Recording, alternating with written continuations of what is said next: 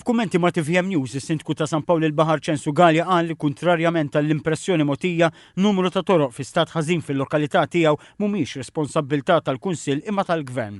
Huwa kien qed jirreaġixxi għal kummenti li għadda l-Ministru għat-Trasport u Infrastruttura Chris Bonnet waqt il-programm Via fejn qal il-Kunsill naqas milli jirranġa numru ta' toroq fi stat ħażin ħafna u issa se tagħmilhom Infrastructure Malta.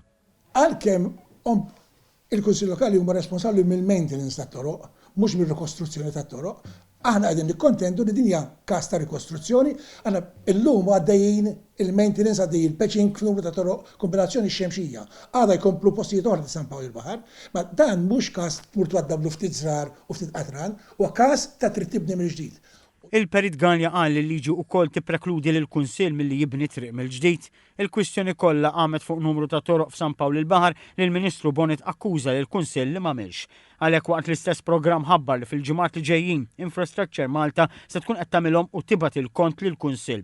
It-toroq huma triq Bordin, triq Desgwanes, triq Ċensu Tanti, triq Ġwiebi u partijiet minn triq il-Korp tal-Pjunieri. Ma' TVM News, is-Sindku ta' San Pawl il-Baħar qal li dawn it-toroq flimkien ma' oħrajn kienu parti minn komunikat li l-Kunsill Lokali bat lill-Ministeru u l-Infrastructure Malta biex jiġu rranġati. Għal ukoll it-tlieta minn dawn it-toroq saħansitra kienu fl-lista ta' toroq li ħtieġ isiru fl-2022 u qal li baqgħu ma sarux.